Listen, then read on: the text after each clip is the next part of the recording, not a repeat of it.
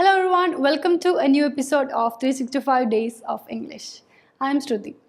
അപ്പോൾ ഇന്നലെ നമ്മൾ ഹാസ്, ഹാവ്, ഹാഡ് പഠിച്ചു. അതുപോലെ ഹാവിൻ്റെ വേറൊരു മീനിങ് കൂടെ പഠിച്ചു, ഭക്ഷണം കഴിക്കുക എന്നുള്ളത്.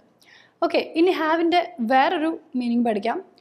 ഹാവ് നമ്മൾ യൂസ് ചെയ്യുന്നത് ഇപ്പം ഒരു കാര്യം നിങ്ങൾ ചെയ്തിട്ടുണ്ടോ, അവിടെ പോയിട്ടുണ്ടോ എന്ന് ചോദിക്കാൻ വേണ്ടിയിട്ട് നമ്മൾ ഹാവ് യൂസ് ചെയ്യും.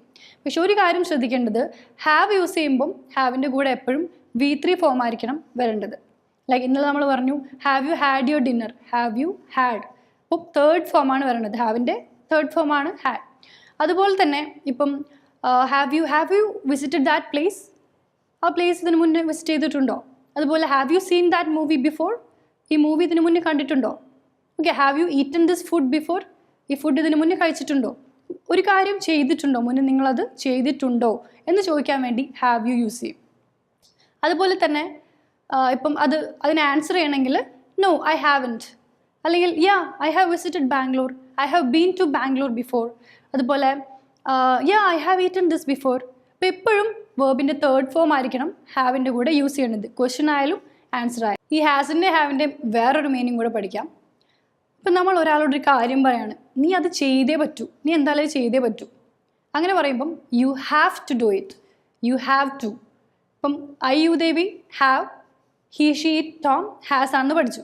അപ്പം ഐ ആണെങ്കിൽ അവരുടെ കൂടെ ഹാവ്. ഇപ്പം ഞാൻ പറയാണ് I have to do it, ഞാൻ അത് ചെയ്തേ പറ്റുള്ളൂ.